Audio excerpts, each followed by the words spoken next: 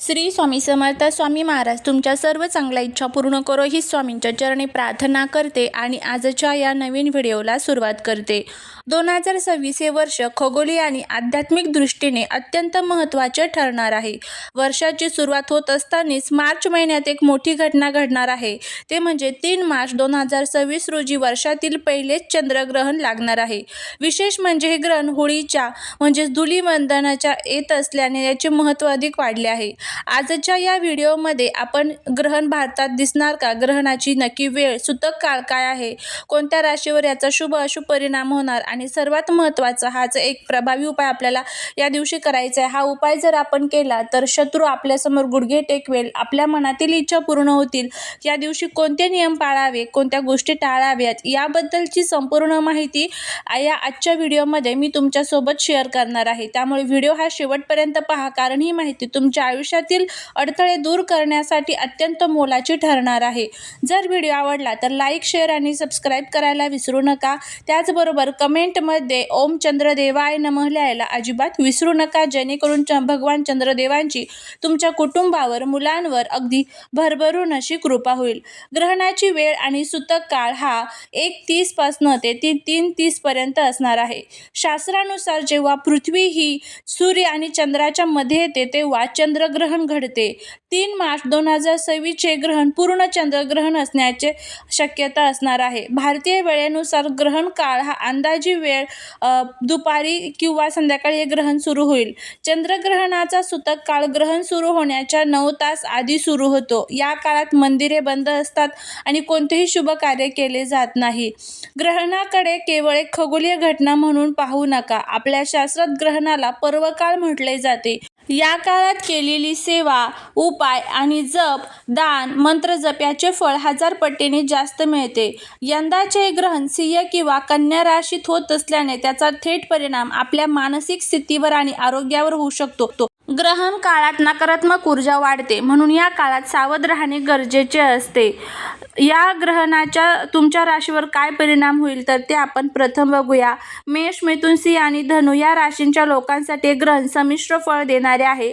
आर्थिक व्यवहारात सावधानता बाळगावी लागेल. वृषभ, कर्क, वृश्चिक आणि मीन या राशींनी आरोग्याची काळजी घ्यावी, विनाकारण वाद टाळावेत. कन्या, तूळ, मकर आणि कुंभ या लोकांसाठी प्रगतीचे नवे मार्ग उघडतील, मात्र घाईत निर्णय घेऊ नका. गर्भवती महिलांसाठी विशेष सूचना म्हणजे 7:30 ते 9 हा ग्रहण काळात सर्वात जास्त विचारला जाणारा प्रश्न म्हणजे गर्भवती महिलांनी काय करावे. ग्रहणाची किरणे गर्भातील बाळासाठी हानिकारक मानली जातात, त्यामुळे शक्यतो घरातच राहा. चाकू, कात्री किंवा सुईचा वापर या काळात करू नका. मनातल्या मनात ओम नमो भगवते वासुदेवाय किंवा आपल्या कुलदेवतेचा जप करा. पोटावर गेरूचा लेप लावण्याने बाळाचे संरक्षण होते असे म्हटले जाते, त्यामुळे गेरूचा लेप लावणं जर तुम्हाला शक्य असेल तर आवर्जून टाळावे. या वेळेत काय करावे किंवा काय करू नये. ग्रहणाच्या वेळी काही नियम पाळणे आपल्या हिताचे असते. सूतक काळात लागण्यापूर्वी अन्नामध्ये तुळशीची पाने टाकून ठेवावीत. ग्रहण काळात जेवण टाळावे. हा काळ मंत्रसिद्धीसाठी उत्तम आहे. गायत्री मंत्र किंवा महामृत्युंजय मंत्रांचा जप करावा. ग्रहण संपल्यानंतर आंघोळ करून गरजूंना पांढऱ्या वस्तूंचे दान करणे अत्यंत शुभ असते. त्यामध्ये तुम्ही तांदूळ, साखर, दूध या वस्तूंचे दान हे करू शकता. 3 मार्च 2026 चे हे पहिले चंद्रग्रहण आपल्या सर्वांसाठी खूप महत्त्वाचे असणार आहे. पंचांगानुसार 3 मार्च 2026 चे हे पूर्ण चंद्रग्रहण खग्रास चंद्रग्रहण असणार आहे आणि ग्रहणाचा स्पर्श म्हणजेच ग्रहणाची सुरुवात ही दुपारी साधारण 3:55 होणार आहे. ग्रहणाचा मध्य हा संध्याकाळी 5:10 होणार आहे. ग्रहणाचा मोक्ष हा संध्याकाळी 6:25 होणार आहे. याचा अर्थ असा की दुपारी 4 ते संध्याकाळी 6:30 वाजेपर्यंत ग्रहणाचा मुख्य काळ असेल. बघा, ग्रहणाचा जो चंद्रग्रहणाचा सूतक काळ ग्रहणाच्या 9 तास आधी सुरू होतो, त्यामुळे सूतक काळाचा प्रारंभ हा सकाळी 7 वाजेपासून सूतक काळ सुरू होईल आणि सूतक काळात देवाची पूजा करणे, अन्न शिजवणे किंवा खाणे वर्ज्य मानले जाते. मात्र हे नियम प्रामुख्याने जिथे ग्रहण दिसते तिथे लागू होतात. जर हे ग्रहण तुमच्या भागात दिसत नसेल तर केवळ धार्मिक श्रद्धेनुसार काही नियम पाळणे खूप महत्त्वाचे असते.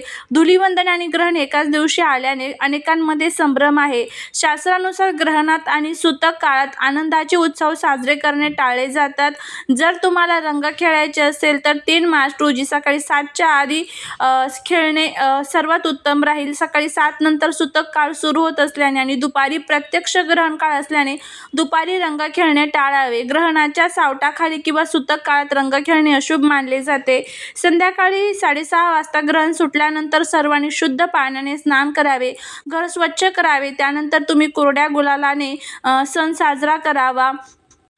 गर्भवती महिलांनी दुपारी 3:30 ते 6:30 या वेळेत घराबाहेर पडू नये. रंग खेळणे पूर्णपणे टाळावे. उद्या अत्यंत खास असा एक शुभ संयोग जुळून आलेला आहे, ते म्हणजे धुलीवंदन आणि चंद्रग्रहण एकत्र आलेले आहे.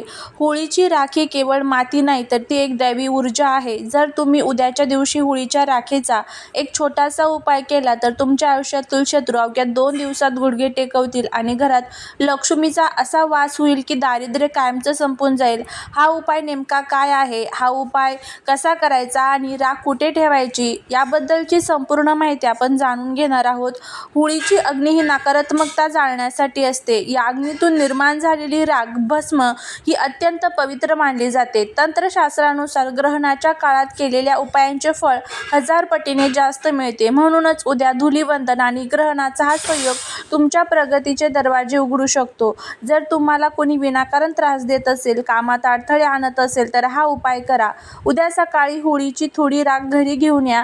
एका कागदावर शत्रूचे नाव लिहा आणि त्यावर चिमूटभर राख टाका. हा कागद घराच्या दक्षिण दिशेला एका कोपऱ्यात दाबून ठेवा आणि वाहत्या पाण्यात विसर्जित करा.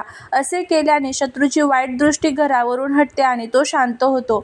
जर घरामध्ये पैसा येत नसेल तर हा एक मुख्य उपाय करून बघा. आता सर्वात महत्त्वाचा उपाय म्हणजे ज्यामुळे घरात पैसाच पैसा येईल. त्यासाठी होळीची थोडी राख एका लाल कापडात बांधा. त्यामध्ये एक चांदीचे नाणे किंवा 1 रुपयाचे नाणे ठेवा. ही पुरचुंडी तुमच्या तिजोरीमध्ये किंवा कपाटात जिथे तुम्ही पैसे ठेवतात तिथे ठेवा. यामुळे घरातील वास्तुदोष आणि पितृदोष दूर होतात आणि माता लक्ष्मी प्रसन्न होते. गरिबी तुमच्या घराचा रस्ता विसरून जाईल. असा हा प्रभावी उपाय नक्की करा. घरात सकारात्मकता येण्यासाठी उद्या सकाळी मुख्य दरवाजाच्या बाहेर या राखेने एक छोटे स्वास्तिक काढा.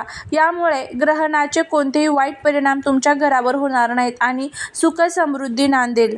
जर नोकरी व्यवसायात प्रगतीसाठी हा उपाय विशेष आहे. ज्यांच्या कामाला वारंवार नजर लागते, ज्यांच्या व्यवसायात नीट चालत नाहीये, तर त्यांनी हा उपाय करा.